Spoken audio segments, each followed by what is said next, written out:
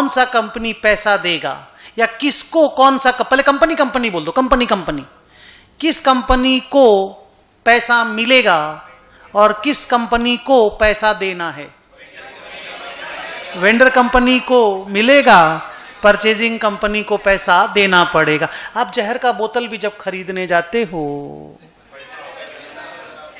खरीदने वाले को ही पैसा देना पड़ता है, चाहे वो जाके सुसाइड ही कर ले। करना नहीं है, बट बात बोल रहे हैं। सो मेरा कहने का मतलब, go and buy anything, you have to pay money. Here तो you are buying a business, you have to pay big money, a lot of money. अब यहां पे ना 2 लाइन और सुन लो, फिर हम लोग इस कंडीशन में उतरते हैं कि अगर तुम लोगों ने ये बोला कि परचेजिंग कंपनी पैसा देगा वेंडर कंपनी को, हम लोग इसमें एक वर्ड ऐड करेंगे कि परचेजिंग कंपनी वेंडर कंपनी के शेयर होल्डर को पैसा देगा। नहीं, मैंने रिएक्शन उतना स्ट्रांग देने नहीं बोला, खाली समझने बोला कि परचेजिंग कंपनी वेंडर कंपनी के शेयर होल्डर को पैसा देगा। जैसे आप लोग बार बार बोलोगे ना, सर परचेजिंग कंपनी पैसा देगा, वेंडर कंपनी को देगा, तो हम बार बार टोकेंगे, हाँ वेंडर कंपनी के शेयर होल्डर को देगा, वेंडर शेयर होल्डर को देगा। तो ये बात हम जब टोकेंगे तो तुमको बुरा नहीं लगना चाहिए, तुमको लगना चाहिए ठीक ही तो बोल रहा है आदमी, यार हम जो बोल रहे हैं वही बोल रहा है, 2 वर्ड एक्स्ट्रा डाल के बोल रहा है, बोलो हाँ। तो ये बात होएगा, और जितना जल्दी तुम ये वाला बात तुम भी बोलने लग जाओ, उतना तुम्हारा बेटरमेंट होगा। अगर 3 क्लास के अंदर अंदर तुम भी बोलने लग गए तो अगला 7 क्लास आसानी से गुजरेगा। ओके, नाउ वापस रेडी हो जाओ।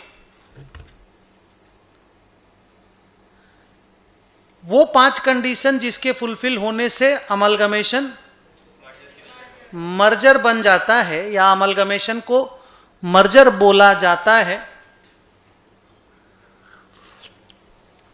उसमें पहला कंडीशन है वेंडर का सारा asset and liability purchasing company का हो जाएगा।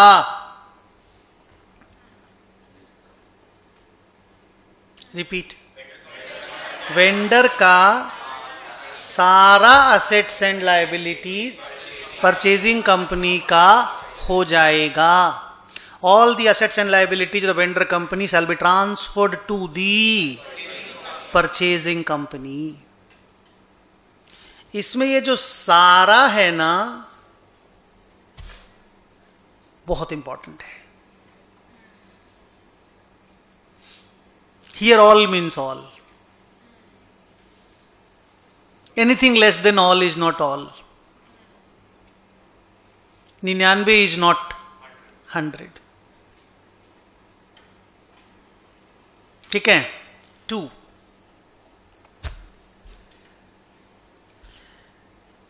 कम से कम 90%, कितने 90 of the equity share holder, क्योंकि ट्रू मालिक यही लोग है, कम से कम 90% of the equity share holder amalgamation के स्कीम से अग्री करते हैं, और वो लोग चाहते हैं कि अमलगमेशन थ्रू हो जाए और वो लोग परचेजिंग कंपनी के शेयर होल्डर बन जाएं। कितने लोग? कम से कम 90%। मतलब अप्रूवल रेशियो बहुत हाई होना चाहिए। 90% लोग स्कीम के साथ अग्री करना चाहिए। ये जो बात हो रही है तो स्कीम बनेगा ना, जैसे स्कीम ऑफ इंटरनल रिकंस्ट्रक्शन बन के कोर्ट में जाता था ना, वैसे स्कीम ऑफ अमलगमेशन बनता है। तो स्कीम को अप्रूवल करने वाले लोग शेयर होल्डर कम से कम 90% share holder of the vendor company होने चाहिए। वेंडर कंपनी के 90% share holder should agree to become the share holder of the purchasing company. इसको बोलते हैं हम लोग at least 90% of the equity share holder of the vendor company should agree to become the equity share holders of the purchasing company. बाद में जो English में बोल रहे हैं वो हिंदी में बोला हुआ बात का एग्जैक्ट रिपीट टेलीकास्ट है, उसमें कुछ नया नहीं बोलेंगे। ओके, बट वो अभी जो बोले हैं ना उसमें बहुत सारा बात बोलना बाकी है। हेलो, ये जो बोल रहे हैं ऊपर ऊपर से बोल रहे हैं, इसके अंदर अभी घुसना बाकी है।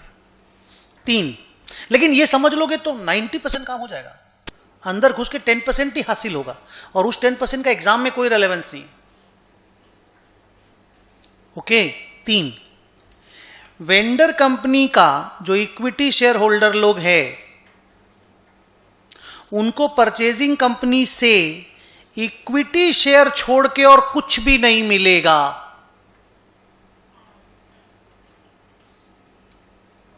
पैसा मिलेगा ना, पैसा तुम बोलो ना, पैसा देगा परचेजिंग कंपनी, देगा ना। उसको इक्विटी शेयर होल्डर को इक्विटी शेयर ही देना पड़ेगा और कुछ भी देना अलाउड नहीं है। फ्रैक्शनल पेमेंट कैश में दे सकता है। फ्रैक्शनल क्या मतलब? थोड़ा मोड़ा पैसा कैश में दिया जा सकता है जो फ्रैक्शनल है।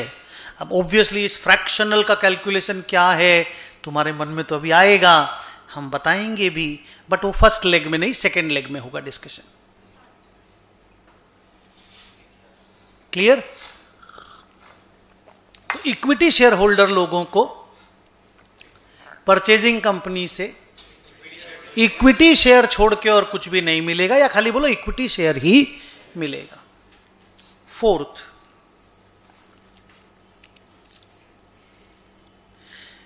वेंडर कंपनी का जो asset and liabilities purchasing company के पास चला जाएगा, उसके कैरिंग अमाउंट में कोई चेंजेस नहीं होगा other than minimal changes which is allowed as per AS 14।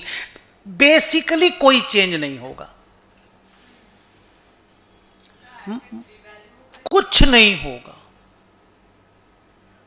फिर से बोलो, वेंडर कंपनी का जो assets and liabilities purchasing company के पास जाएगा, उसके कैरिंग अमाउंट में कोई चेंज परचेजिंग कंपनी नहीं करेगा। वहां 1200 करोड़ में लिखा है लैंड एंड बिल्डिंग, तो यहां 1200 करोड़ में लिखा जाएगा। वहां 1730 करोड़ में प्लांट एंड मशीनरी है, यहां 1730 करोड़ में ही लिखेंगे। वहां 40 करोड़ की इन्वेंट्री है, 40 करोड़ में लिखेंगे। जल्दी, वहां डेटर 16 करोड़ का 16 करोड़ में लिखेंगे। No changes in the carrying amount of the assets and liabilities can be made while incorporating them in the books of the purchasing company। English बोल सुनते वक्त डर लग रहा है कि ठीक है? थोड़ा सा बस मैनेज करना पड़ रहा है ना, सुन लो।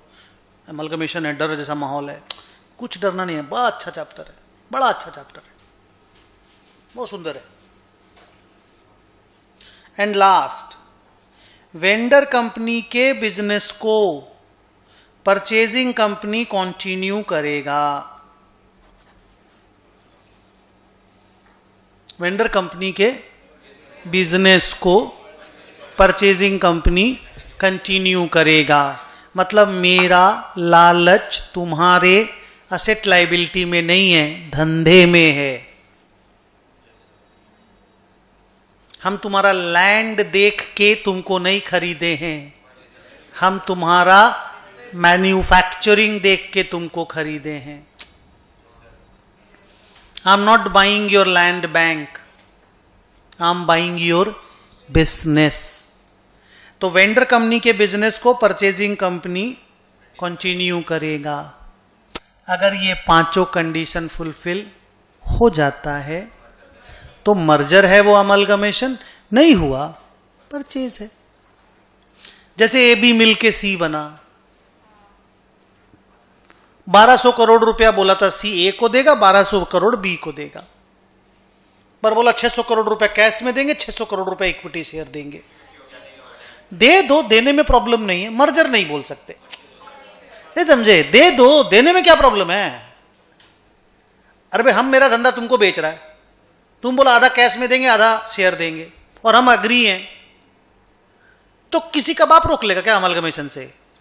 मर्जर नहीं बोलने देना, परचेज से अकाउंटिंग हो जाएगा। प्रॉब्लम कहां है? के ने एल को अक्वायर किया, के को एल को 300 करोड़ रुपया देना था, बोला 200 करोड़ शेयर ले लो, 100 करोड़ रुपया कैश ले लो। जल्दी बोलो। मर्जर नहीं हो पाया सर, परचेज हो जाएगा। क्लियर है? तो ये 5 कंडीशन। पहला, all the assets and liability to the vendor company, all the assets and liability the vendor, बोलो मत, all the assets and liability the vendor company will be transferred to the purchasing company.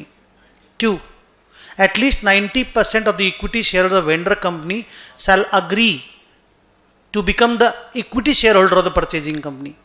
3, the equity shareholder of the vendor company shall get only equity share in consideration of amalgamation.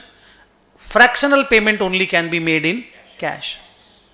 No changes or minimal changes can be made in the carrying amount of the assets and liabilities of the vendor company when they are incorporated by the purchasing company. The business of the vendor company will be continued by the purchasing company. अगर ये 5 condition fulfil हुआ, easily समझ में आया? अगर ये 5 condition fulfil हुआ तो मर्जर हुआ, नहीं हुआ तो परचेज हो जाएगा। परचेज हो जाएगा तो अकाउंटिंग प्रोसेस थोड़ा अलग चलेगा, मर्जर हो गया तो थोड़ा अलग चलेगा। Okay, full stop.